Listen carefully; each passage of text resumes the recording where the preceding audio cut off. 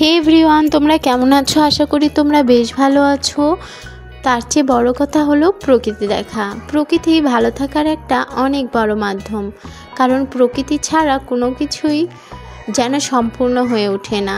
যা একজন মানুষ হিসাবে বা সঙ্গী হিসাবে জীবনটাকে অসম্পূর্ণ রাখতে পারে, তা প্রকৃতি সম্পূর্ণ করতে পারে, আমি এটাই মনে করি। তো মিশ্রাকে আমি নিয়ে গিয়েছিলাম ওর দিদির বাসায় ফুচকা খাওয়াতে।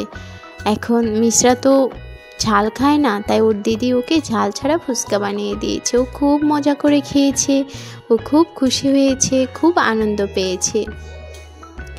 আসলে ওর ভালো থাকাটাই আমার কাছে অনেক বড় একটা পাওয়া, কারণ ও ভালো থাকলে আমি এত ভালো থাকি, মানসিকভাবে খুব রিল্যাক্স ফিল করি। যাই হোক, মিশ্রা খুব খুশি ছিল, কারণ ও প্রথম লাইফের ফুচকা খেলো ওর বয়সে। আমি অদ্রিতা আর অঙ্কনের সাথে যখন কথা বলি, অতিরিক্ত কথা বলি বা ছবি উঠায়, ও রাগ করে। কারণ কি, যে ও সবসময় আমাকেই চাই এটাই বলতে থাকে। আসলে ও ওদেরকে ছাড়াও থাকতে পারে না, ম্যাক্সিমাম টাইম ও ওদের বাসায় নিয়ে যায় আমাকে, আমিও চলে যাই। কি করব, বাচ্চা মানুষ তো, আসলে এটা তো হবেই। আমি অদ্রিতাকে বলছিলাম যে আসো আমরা কিছু ছবি উঠাই। ও ছবি যখন উঠাচ্ছে, আমার মিশ্রা রাগ করেছিল, কারণ ও ভাবতেছে যে মা কেন আমাকে ছবি উঠাতে নিল না। আচ্ছা যাই হোক, ও এখন খেলছে, এই জন্যেই আমি ভয়েসটা দিচ্ছি। বারবার ভয়েস দিতে দিতে আমি আসলে পারিনি, কারণ ও সব সময় কথা বলে ফেলতেছিল। যাই হোক, ওকে যখন ফুচকাগুলো খাইয়ে ওদেরকে টাটা দিয়ে বাসায় আসলাম, তখন মেয়েকে তো সকালে কিছু খাওয়াইনি ওইভাবে, তাই ওকে নুডলসটা দিলাম করে। ও একটু খেয়েছে আমার সাথে মজা করে।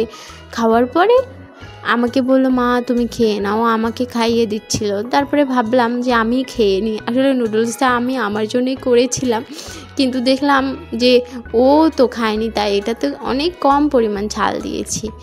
এরপর দুপুরবেলায় অনেক পান্তা ছিল, তো আমরা সবাই মিলে পান্তা খাইলাম।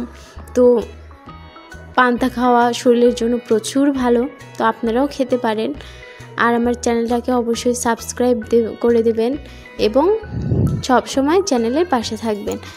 সত্যি কথা বলতে কি, এখন ভগবানের কাছে আর কিছু চাই না, এখন শুধু চাই যে কিভাবে আমি ভালো থাকব। আর আমার ইউটিউব ভিডিও প্রচুর ভালো লাগে। আমার চ্যানেলটাকে প্লিজ সাবস্ক্রাইব করে দিবেন এবং আমার চ্যানেলের পাশে থাকবেন। সবাই ভালো থাকবেন, টাটা বাই বাই। এরপর আমরা ঘুমাবো। Good night.